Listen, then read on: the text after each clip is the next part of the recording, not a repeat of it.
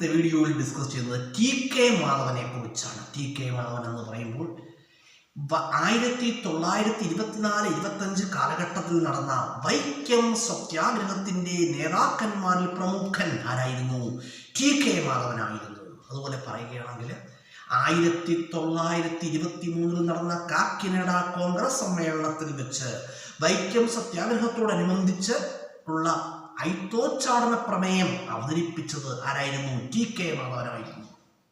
അതുപോലെ തന്നെ T K മാധവനെ കുറിച്ച് പറയുകയാണെങ്കിൽ ക്ഷേത്രപ്രവേശന പ്രസ്ഥാനങ്ങളുടെ പിതാവ് എന്നറിയപ്പെടുന്നത് ആരെയാണ്? ടി കെ മാധവനാണ്. ക്ഷേത്രപ്രവേശന പ്രസ്ഥാനങ്ങളുടെ പിതാവ് ടി കെ മാധവൻ.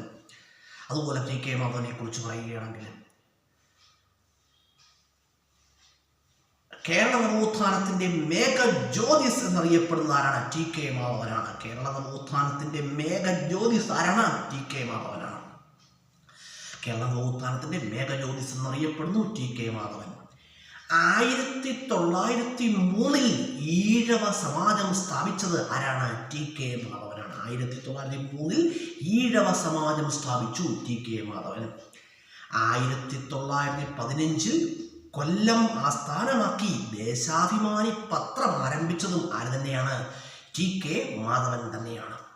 അതുപോലെ തന്നെ SNDPയുടെ പ്രവർത്തനങ്ങൾ കൂടുതൽ വിപുലപ്പെടുത്തുന്നതിന് വേണ്ടി അദ്ദേഹം എന്തോ ആരംഭിച്ചു?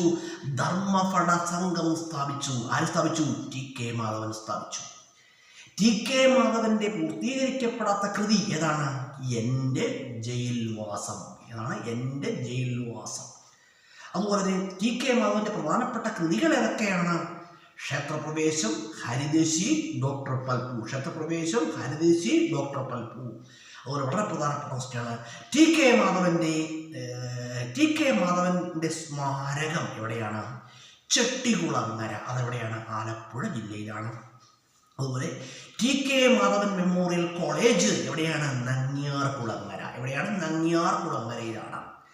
അതുപോലെ തന്നെ കേരളത്തിൽ കുത്തിയോട്ടത്തിന് പേരുകേട്ട സ്ഥലമാണേത്? കുത്തിയോട്ടം. കേട്ടോ, കുത്തിയോട്ടത്തിന് പേരുകേട്ട സ്ഥലമാണ് ചെട്ടികുളങ്ങര. യുനെസ്കോയുടെ പദവി ലഭിച്ചിട്ടുള്ള യുനെസ്കോ അംഗീകരിച്ചിട്ടുള്ള കേരളത്തിലെ ഒരു കലാരൂപമാണേത്? കൂടിയാട്ടം. ഏതാണ്? കൂടിയാട്ടം. കുത്തിയോട്ടമല്ല, കൂടിയാട്ടമാണ്. അതുപോലെ കേരളത്തിലെ ഏറ്റവും പഴക്കമുള്ള ഒരു കലാരൂപം കൂടിയാണേത്? കൂടിയാട്ടം.